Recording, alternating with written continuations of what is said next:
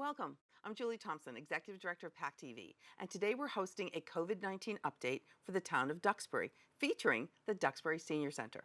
We are hosting these forums every Wednesday at 10:30 a.m. Watch in Duxbury on Comcast 15 or Verizon 39. You can also view online on our streaming channel by visiting pactv.org/live. To ask questions during the forum, email them to duxburyinfo@pactv.org. Again, duxburyinfo@pactv.org. For the forum replay schedule and additional Duxbury coverage, please visit pactv.org/Duxbury. Joanne Moore, the Director of the Duxbury Senior Center, will open the forum and introduce the hosts, Kay Cooney. Welcome, Joanne. Welcome. Good morning. It's so nice to have you with us today, and thank you for joining us for K Talks. This program was developed to help you feel connected, stay healthy, and reduce anxiety during these challenging times. Thank you. We are so fortunate to have Kay Cooney with us. She is a geriatric nurse and a wellness coach, and she's a volunteer at the Senior Center. Many of you may have had an opportunity to come to one of the educational forums that she offers, or she does some one-on-one coaching with our older adults. Kay is here today to talk about two really important topics as we live through the COVID-19 epidemic. And she is going to talk about washing your hands and what you need to have on hand in case you get sick. Let me turn it over to Kay. Thanks, Kay. Good morning. Thank you so much. So I just want to put a shout out there to the Duxbury Senior Center Council on Aging, as well as PACTV, for giving all of us the opportunity to sort of reach out to you folks that are stuck indoors right now, right? This is scary times for many, and we're here to make this less scary, to help with some basic tips and tricks for survival through all of this and reassure you, right? So even within the generation of myself and older, we haven't seen anything quite like this in this new age. And so we need to adapt. And there are lots of ways to do this. We are a resilient group of individuals, right? We've made it this far. So our goal is to drive down the stress and empower you. So while I'm talking right now, this is going to be one of those times where you want paper and pen, right? We're solution driven. If you have a notebook, if you have paper or pen, grab that while I'm talking right now, because it will be helpful for you. So the goal of today is to not instill any more fear. I feel like there's enough people out there doing that for us. This is about sending out information in a way that you can digest it. Now, if I say something and you miss it, there's replays. Okay. The list that we're going to talk about, it's going to be on the Senior Center webpage. It's going to come out in the newsletter. So you're not losing. I don't want you to panic. I want you to listen and absorb what you can, and then we'll tell you where you can get the info if you missed it. If you have any questions as we're doing this, email us, right? So I'm going to answer questions as this goes on. And in the replay, you can still email. So this really is about resourcing you folks that are stuck in, that have questions right now, and are not sure where to get them answered. I have been a nurse. I had to do the math. I have been a nurse now for over 30 years, which I can't even believe, right? How does anybody look this young? It looks like I should barely have babies. And here I've been a nurse 30 years, right? Where does the time go? And in that time, the bulk of my career has been devoted to pain management, end of life, and geriatrics. I'm an advanced practice nurse, and I do a lot of one-on-one teaching and deal with population trends. So this is a perfect fit for a geriatric clinical nurse specialist. So those are my credentials, right? I can be your doctor, mom, or whatever you need to think. But K Talks is about just being open and honest, answering questions with the best information that's out there. Now, when you see conflicting information, and we're seeing tons and tons of it right now, you're going to have to decide for yourself, right? You're going to have to make some decisions. This is a movement of putting all of us in the driver's seat to drive our own healthcare and making decisions. And we're going to talk about some places to go to find and verify resources as we're going along over the next few weeks together. Today, what I decided to open up with, because I think it's timely with where we're at right now, is I want to talk about what I would love to see everybody have on hand in their household in the event that they or somebody in the household gets the coronavirus. Because what's happening is I'm actually seeing, I have quite a few friends right now that are frontline with this. People are so anxious. They're not thinking about, if you get corona, you really are sort of housebound, bedbound for at least 2 to 4 weeks, at least two, and they don't have the stuff on hand. So I'm running around going, how do I get this to this person and this to this person?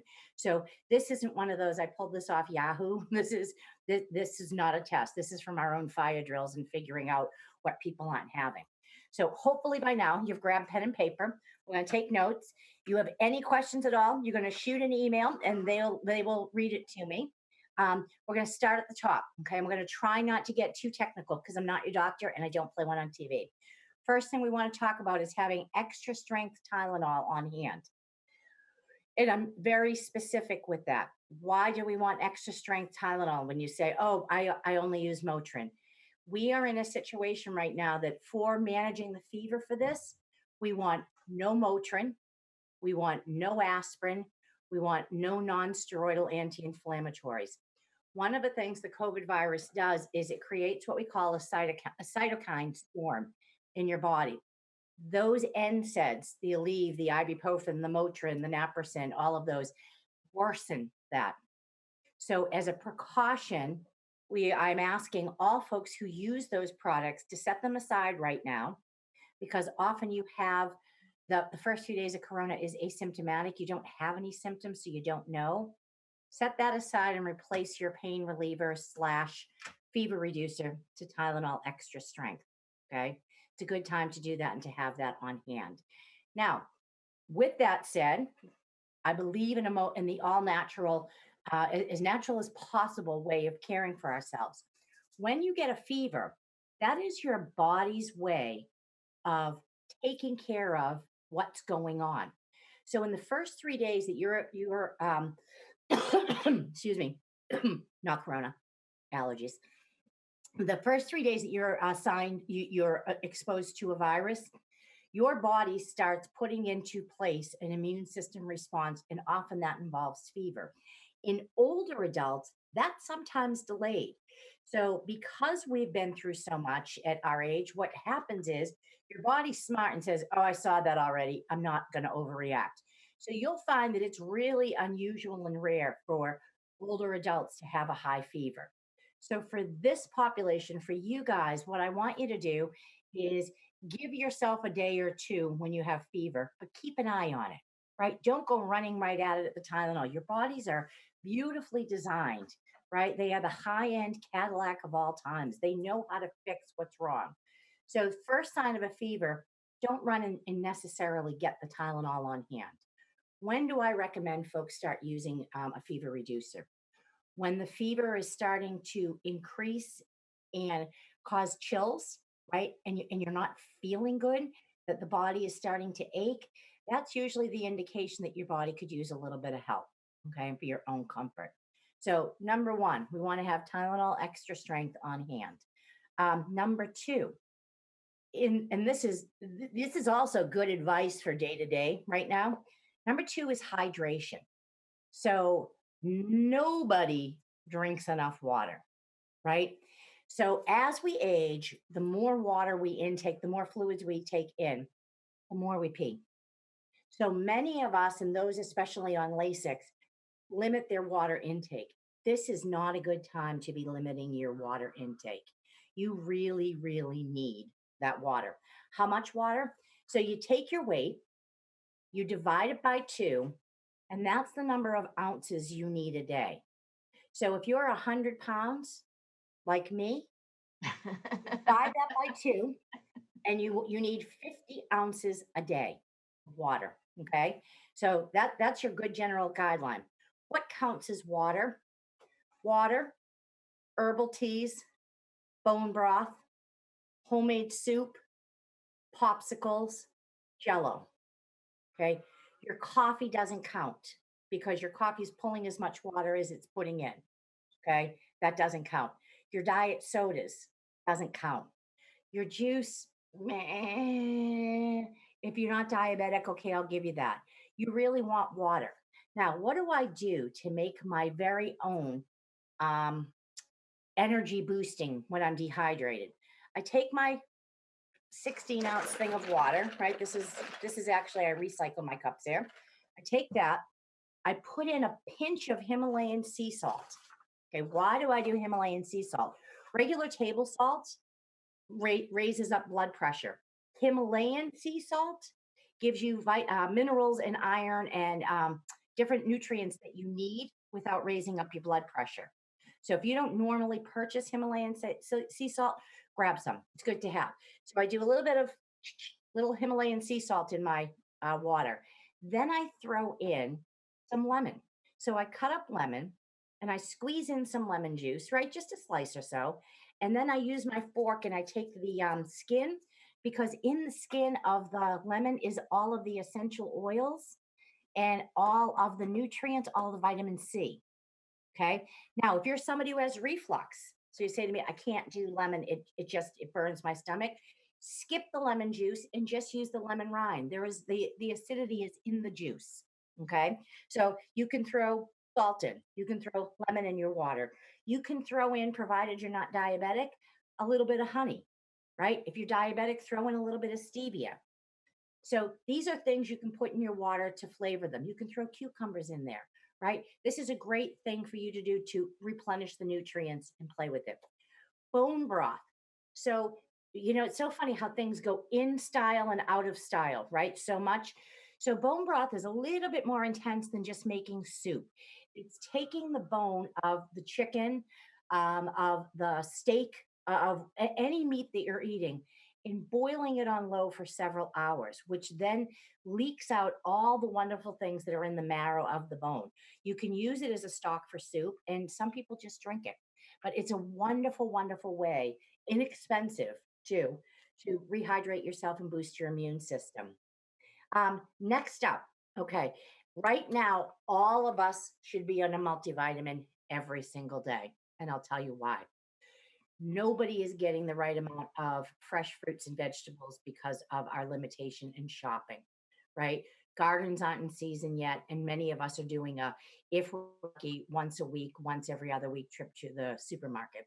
So you want a multivitamin because you want your body functioning optimally, and your body needs all those different vitamins to do different things and keep your immune system intact.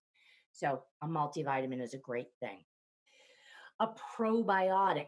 So next week, we're going to talk about how we eat ourselves to wellness and how we strengthen our immune system through our gut. A probiotic is so, so critical in rebuilding the gut biome. Okay. So you want a probiotic on board. You also want to have vitamin C in the house. And the reason for having the vitamin C on hand on top of the multivitamin is when folks are coming up positive for corona, what we're doing is we're treating it with large amounts of vitamin C. So that's one of those, okay, let me have that on hand as a just in case for my emergency kit. The other thing too is the antacid, having an antacid on hand. It's good for your for different vitamins and for folks that have the sour stomach until we get you to a healthy gut. Okay. So those are kind of like the things you want to have on hand. Chapstick, right? So when you're dehydrated and when you're running a fever, right? A little bit of chapstick. There's just no reason to have ugly lips, right? That's my peeve. I have a chapstick in my car, next to my bed, in the kitchen, in the bathroom. I am a chapstick addict. So at any given time, I've got 8 or 9 tubes of the stuff. So of course, that's my own thing that I'm adding chapstick. Okay, cough drops. So one of the things with corona is this really debilitating cough. And in order to stay on top of that, cough drops are helpful. I also have 2 other tips for you around coughing, and write these down and share these with friends because this really, really, really is important. When you have that non-productive, barky, croupy, hurting cough that's not getting anything up, you open up your freezer and you stick your head in it. And this is one of those amazing tips that we use. I have a daughter with respiratory illness, so we've learned great things. If it's nice and cold outside, go outside. If it's not, because we're starting to warm up, go over to that freezer. What happens is the cold in the freezer restricts, it stops the spasming that's going on in your lungs that's making the cough, and it settles you down. One of the things we used to see in pediatrics is the parents would call with a croupy baby and would tell them to come in, 2 in the morning. As they started to come in, just the going outside in the cold air stopped the barking cough, right? So you can mimic that with your fridge right now. When do you want to go into the warm shower to open it up? If your cough is productive and you're able to move some mucus, but it's difficult, the steam from the shower will help open things up for you. Okay. So that's a good tip of when you're productive and you want to move it, go to the shower. When it's tight and you're not moving anything, go to the freezer. Okay. I hope that helps. Have a thermometer on hand, right? I'm not a big proponent of people sticking a thermometer in their mouth every couple of hours and making themselves crazy. That's kind of like weighing yourself 6 times a day when you're on a diet. Don't do it. But it's good to have as a resource there in the house in case your doctor says, how high is your fever, right? You want it for that. Um, Soap and hand sanitizer. So where are we? Good. We're okay for time. We're going to run over to the whole hand sanitizer thing. Okay. This is what I have to tell you. People are going insane buying only antibacterial soap. Okay. Not necessary. All right. Nice, but not necessary. And it leaves your hands dry and open, which then opens you up to sores and dermatitis and all this other stuff. You want a good soap with as few toxins as possible. Ideally, you want to put it in a foaming hand soap pump, right? The foam, because what happens? We know from the CDC, when you put the foam on your hands, you have to work it up to get it soapy, right? As opposed to like putting a little bit, say, dish soap, right? Right, suds up pretty quick. You got to work a little bit harder to get that foaming hand soap in and on. Okay, so that's a good one to have. Hand washing is always better than the alcohol-based hand sanitizers, right? But we don't always have a choice. So if you're in your home, you're hand washing. If you're out in public, then you're using your hand sanitizer. Okay. If you're in a home with multiple people right now, I wouldn't share a bar of soap, right? Instead, I would go to the foaming hand soap, right? You're not contaminating it every time you're using it. Whereas you may be contaminating with the bar of soap and passing it on to folks. Just little things to think of. What are you looking for in your hand sanitizer?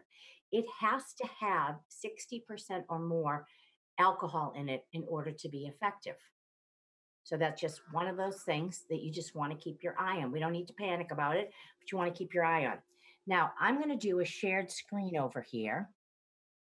And I'm going to show you a really quick video. Okay. I just love the visual of all of this. Hold on one sec.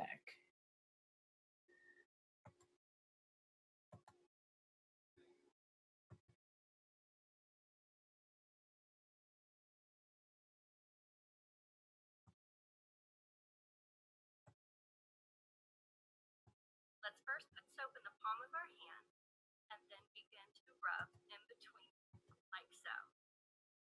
But as you see That video. Can I ask a question that came in about hand washing while you're trying to get that video up? Hold on, I'm going to start this over because this goes quick.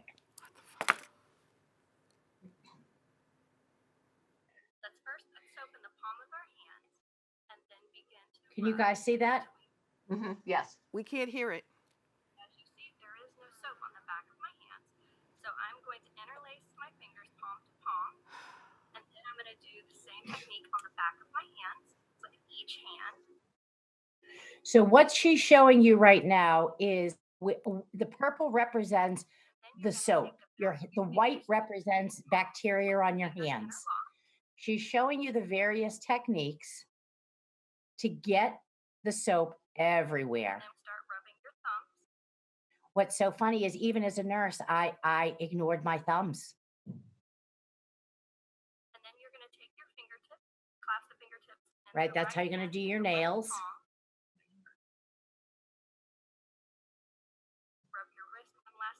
make sure your hands are completely covered in soap.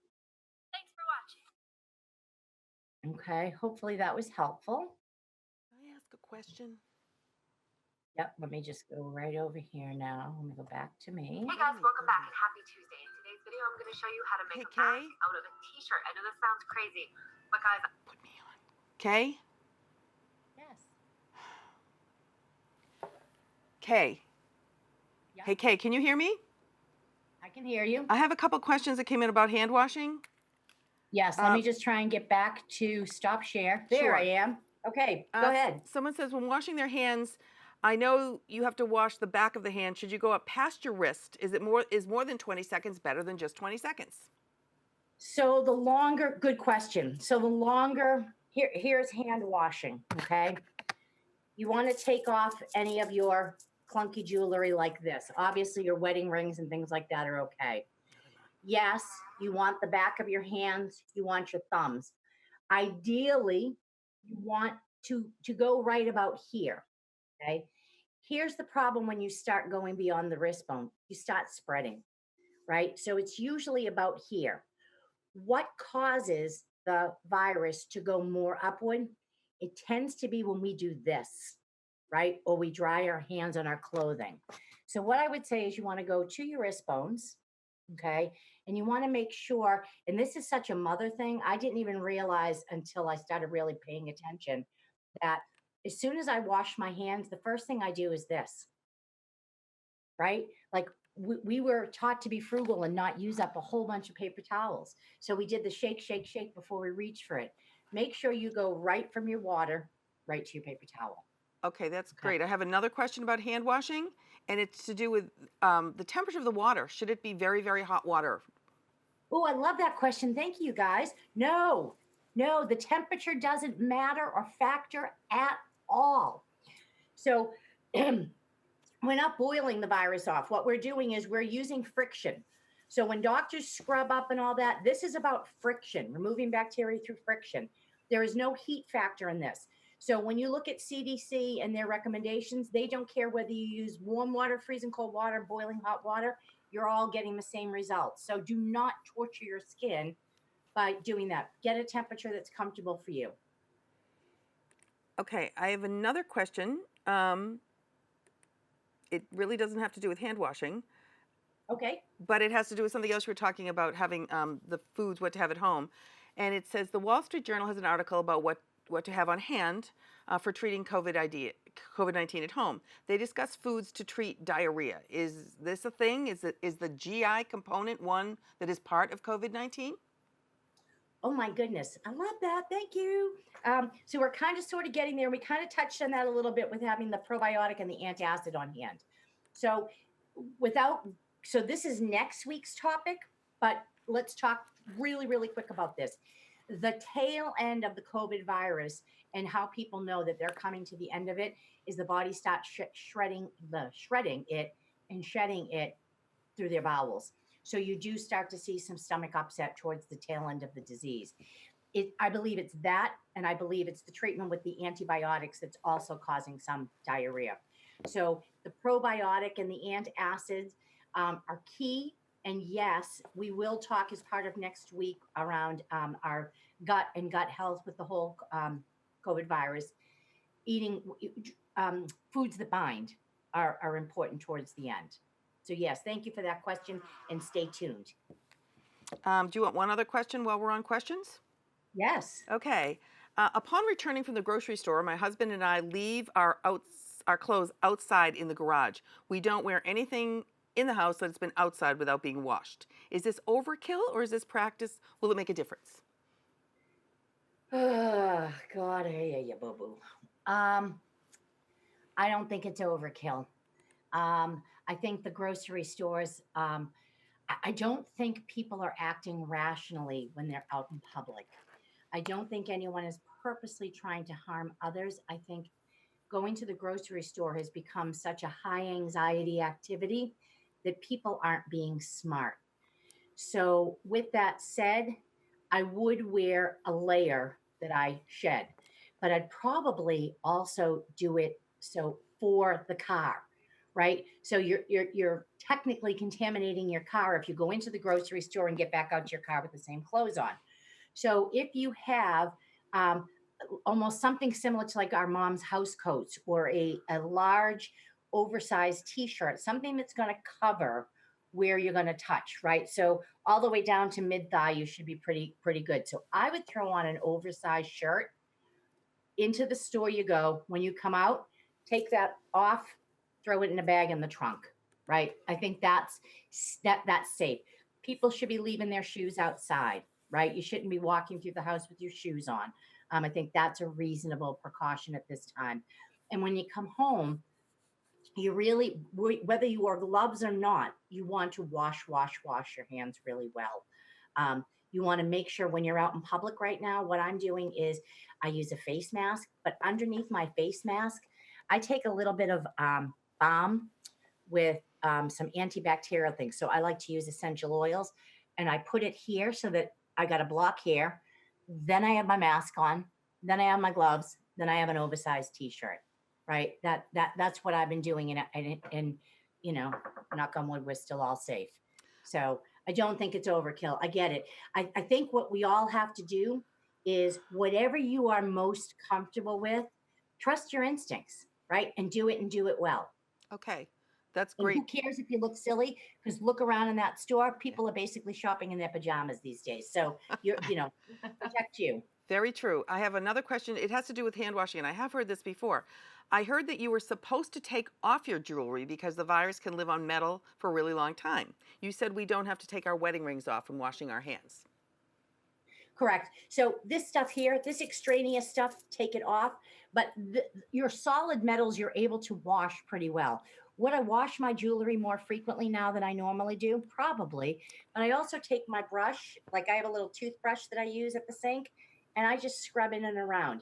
You know, you got to pick and choose your battles at this point. And I feel like if I advise people that they have to take their jewelry off every time, people are going to cut a corner someplace else. So I say leave the day-to-day jewelry on, right? Pull off the extraneous stuff. And again, you got to do what feels best to you.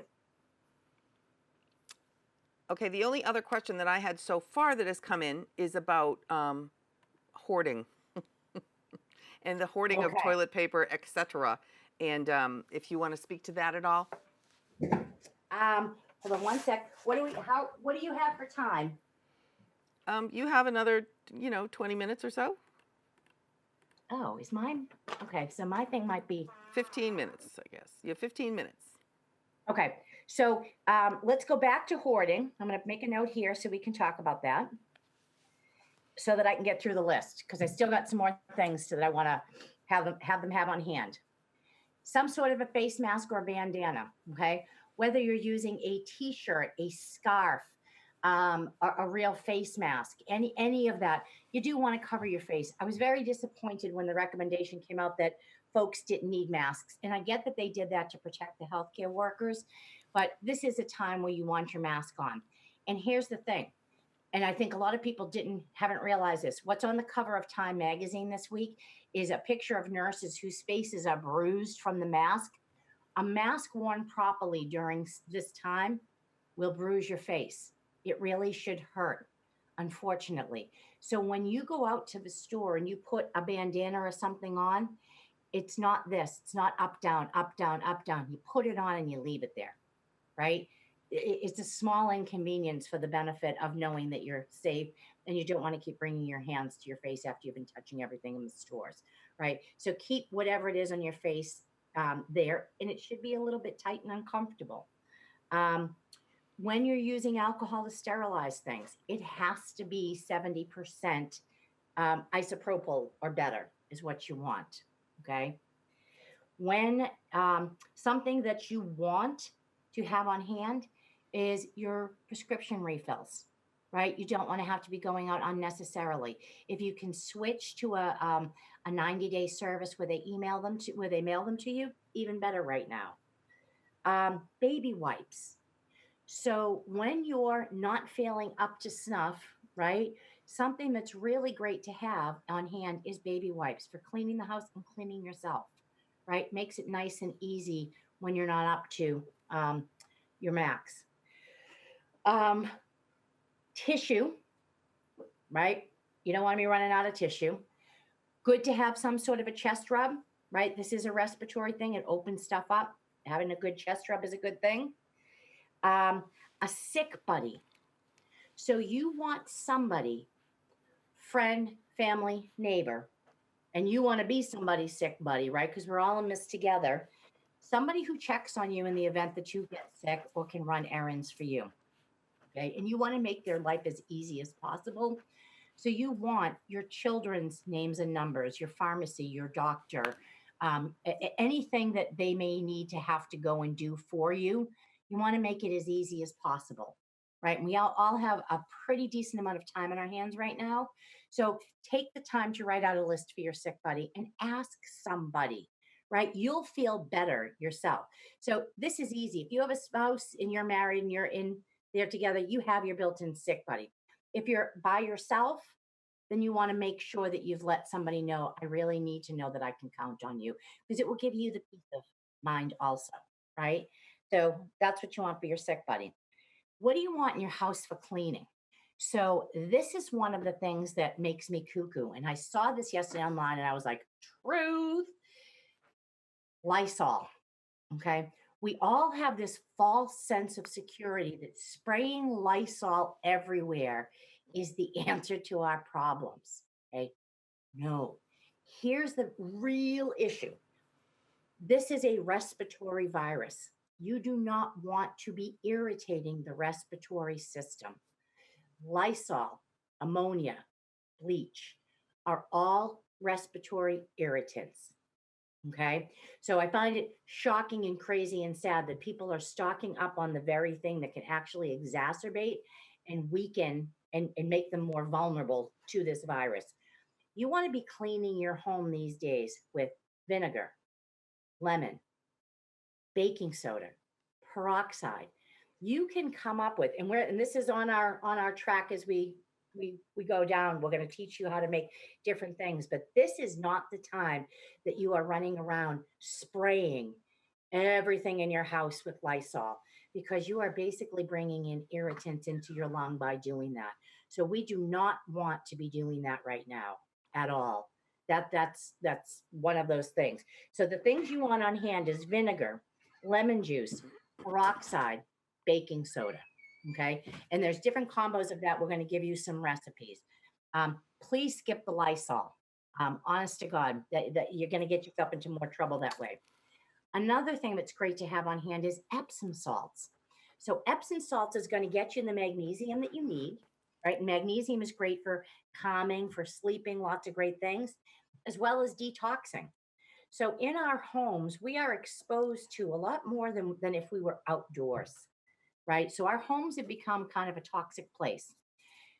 Soaking your feet at the end of the night in a little bit of Epsom salts, right?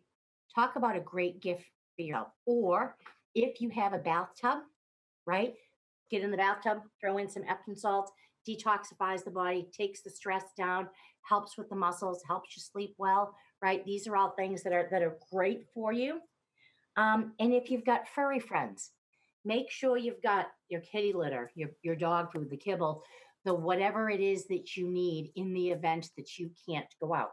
We have pee pads on hand just in case, right? And there's 3 of us living here, but it's always that just in case scenario, right? What if we couldn't get out and walk the dogs?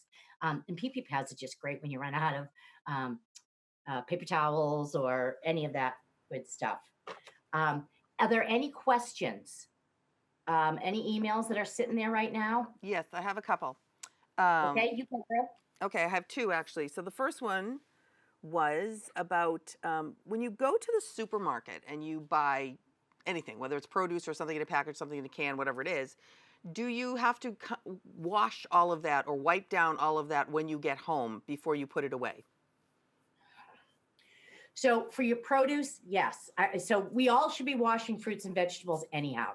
So filling up your kitchen sink, putting in a splash of vinegar, throwing in all your produce in there, letting it zhuzh around for about 20 minutes or so, gets rid of all your pesticides and all you people hand wash, handling it, right? So I think that's something we should be doing under any circumstances.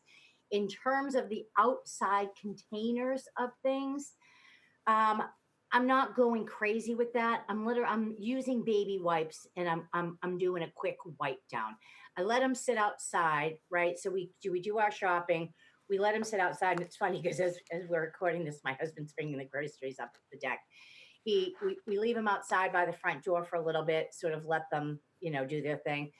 Then we bring them in and we wipe them down one by one, just real quick. We're not sterilizing them. We're just wiping. Um, Again, you got to do what your instincts are telling you. Okay, next question. You have mentioned the importance of vitamin C, but I hear that zinc is also important. Is that true? It is. So zinc is vitamin D, zinc. So how do I, let me think of the right words to this one. You're not wrong at all with that. If we were sitting here and I was doing an absolute best case scenario, zinc would be part of that. Vitamin D would be part of that. Vitamin B, D, zinc. These are things that the vast majority are deficient in. The problem is, so this is population management. So when I'm guiding one person one-on-one, there's one set of advice. When I'm guiding a community and I'm trying to look out for community health and come up with solutions that the vast majority of people will do and comply with, a lot of people aren't going to listen to me if I sit here and go, you need zinc, you need C, you need B, you need D, you need multivitamin, you need a probiotic, right? So I pick and choose. Zinc is not a bad daily practice right now, would be my, so hopefully that answers you. Okay, another one, and it was actually, it was someone who is watching very carefully what you're doing, and they said that you are often touching your face. You're going like this, you're going like this, you're going like this, you're going like this, and we're not supposed to touch our face. Is that true? So I appreciate anyone that's watching me that closely. I hope you think I'm cute too. So yeah, of course my hands are going up to my face a lot. This is me stretching my comfort zone, reaching out to the community, trying to be helpful. So I'm a little bit nervous. So yeah, you are going to see a lot of this sort of, thing. So do as Kay says, not as Kay does. And yes, what we want to do is try and discipline ourselves so we're not taking our hands, which are out there touching everything, and continuously bringing them to our face, our mouth, biting our nails, things like that. You do want to keep your hands away from your face at this time as much as humanly possible. Okay, and the last question has to do with it's kind of on the idea of hoarding. It's been recommended that only one person from a family goes to the grocery store and try to go just once every 2 weeks. Now, clearly, you can't get fresh vegetables that are going to last you 2 weeks. Can you just speak to an overall advice you would give to, especially our seniors, about when you go food shopping, how often and how many people should go? So I love that recommendation. I love one person every 2 weeks. Um, Many years ago, when supermarkets weren't on every street corner, that was the frequency in which we stocked up in our house. I like frozen over canned in terms of nutrients, right? So it's a choice piece. When I go, what I do is I'm picking things right now that I can freeze. So I went and I bought a huge amount of it's leaving my head, green kale, because kale does great in soups. Kale's a great green leafy vegetable. It's a great prebiotic. So go and buy your fresh kale, bring it home, wash it, chop, chop, chop, chop, chop, put it in your freezer bag, right? Into the freezer it goes. That's one of the ones that freezes well. String beans freeze well. Brussels sprouts freeze well. So pick the ones that freeze well. So you really are still getting fairly fresh, right? They haven't been overly processed. I'm not a fan of hoarding right now. I think there's a lot going on with that mentality of everybody for themselves. Whereas I believe that there's great messages to be learned in all of this, right? So we're not supposed to be. A lot of folks my age are homeschooling their kids right now and losing their minds. People are highly, highly stressed out. I like to think of this as the great pause of 2020. right? Where we're supposed to stop and look at what we're doing and the decisions we're making in the lives that we're leading and appreciate everything around us. And hoarding goes against appreciation. I trust that what I need will be there for myself and my family. And if it's not, I trust that I have friends or family around me who will take care of me. So the every 2 weeks, doing the best you can, buying the right amount for the next 2 weeks. If each of us could get into that habit right now, we would not have this stocking issue going on in the grocery stores.